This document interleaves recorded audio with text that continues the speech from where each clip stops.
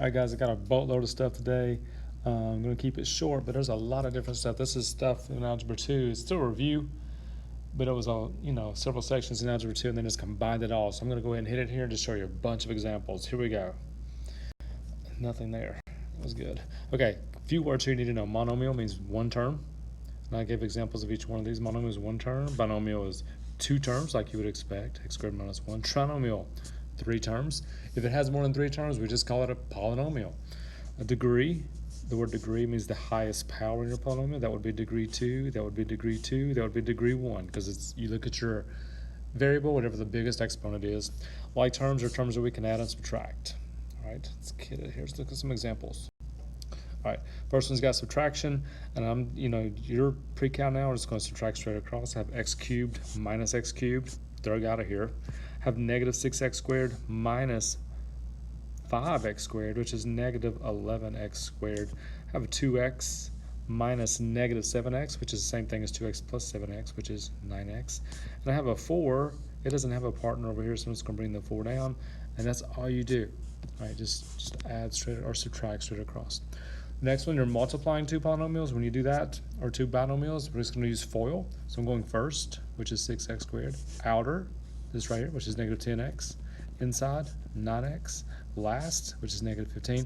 You can combine your two middle terms. And I'm thinking by this time in your life, you can probably do that without the middle step. And we'll work on that in class tomorrow. If you have a binomial times a trinomial, a two term times three terms, what I'm going to do first, I'm going to take the 2x and multiply by everything in there. So I'm doing 2x times x squared, which is 2x cubed. 2x times 5x, which is negative 10x squared. 2x times 4, which is 8x. Now I'm going to take the 3 all the way through, distribute it. 3x squared. 3 times negative 5 is negative 15x. 3 times 4 is 12. And now I add like terms where you can. I've got 2x cubed. I've got negative 10x squared and 3x squared, which is negative 7x squared. Look at your x's, that's negative 7x, and I got a 12 at the end. All there is to it. You've done all this before. Just a quick review of these kind of skills that you're going to need to have. All right, special factors, special products here. If you square a binomial, here's the pattern. You square the first term, 9x squared. You take these two terms, you multiply them, which would be 15x. Then you double it and make it 30x. That's the pattern for the middle term. Then you take the 5 and square it, plus 25. Now, if you absolutely had to, you could write that out twice, obviously, and do FOIL, but it's going to take you so much longer. You need to learn that pattern. These two are called conjugates because they're exactly the same terms inside the parentheses. The only difference is one has a positive sign, one has a negative sign.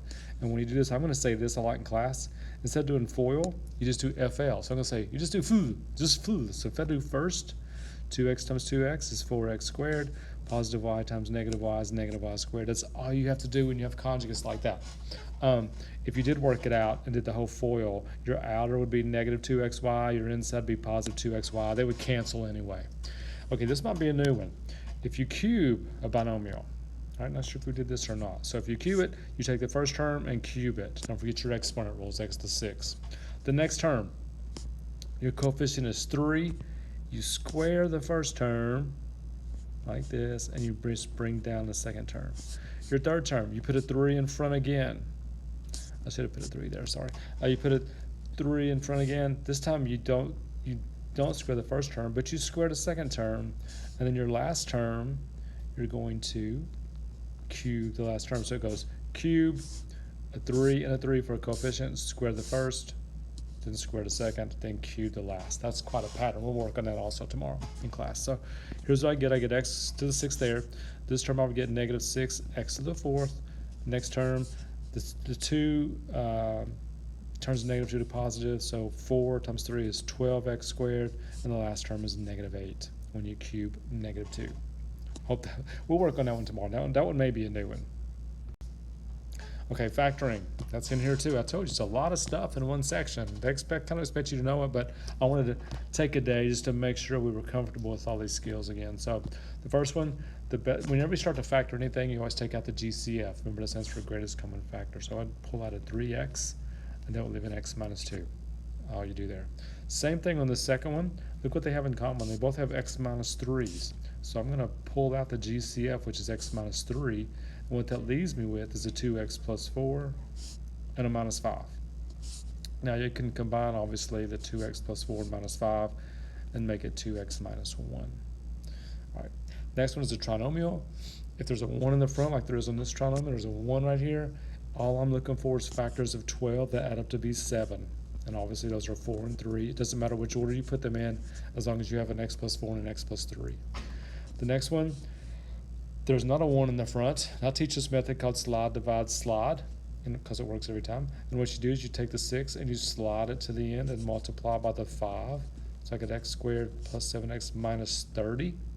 Now I do have a 1 in the front. So what I'm going to do now, I'm going to look for factors of 30 that will give me 7, which would be x plus 10 and x minus 3.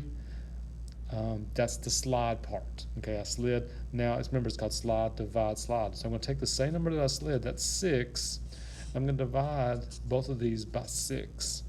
Right? If I divide this first one, if I reduce it, I get 5 thirds. If I do the second one, I get 1/2.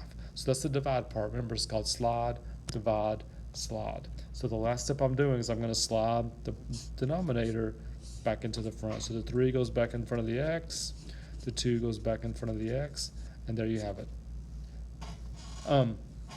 If I did take this answer right there that I factored and did FOIL, I would end up right back where I started, obviously. So slide divide slide, pretty cool. All right, 2 more cases here, special factoring cases. One is factoring cubes, and you can do sum or differences of cubes. And I'm going to give you a gesture for this tomorrow. I can't wait. I'm excited about that. And it goes like this. You're going to make a small parentheses and a big parentheses. And you just got to learn this pattern. There's no other way to do this. You have to learn the pattern. You can take the cube root of each term. The cube root of 27x cubed is 3x. The cube root of -1 is -1. Once you get that parentheses, your second parentheses is based on the first one. You square the 3x, 9x squared. You multiply these 2 terms together, but then you change the sign. And then you square the second term, so +1. And that's all there is. It's one step, but you have to learn the pattern. Like, you really have to learn the pattern. All right, this second one here is just called a perfect square trinomial. And you'll notice this when you know the square root of the first term and the square root of the second term. Oh, the last term, sorry. So the square root of x squared is x, the square root of 9 is 3. So what I'm going to do is I'm going to try this. Now you do need to check to make sure it works. And let's check it out here. Remember our pattern we did earlier. You would square the first term, which is x squared. You would multiply these together and double it, which would give you 6x. Then you would square the 3, which would give you 9. So that's perfect. All right, last slide here. You got this. Congratulations on making it through. More factoring. This is called factor completely. So what I'm going to do here is I'm going to take out the GCF. That's always where you start. If I take out a 2x squared, that leaves an x squared and a -4. And what I have left inside my parentheses is called a difference of squares. I hope you remember that from your Algebra 2 days. You can factor difference of squares by going x plus 2, x minus 2, all there is to it. And that's called factoring completely because it took us 2 steps to get there. All right, last one. Anytime you have 4 terms and you're going to factor 4 terms, it's called factor by grouping. So I'm going to group the first 2 together, take out the GCF, which is x squared, it leaves x minus 2. I'm going to group the second 2 together, take out, I need it to be x minus 2 again, so I'm going to take out a -3. If I take out a -3, that gives me x minus 2 left over.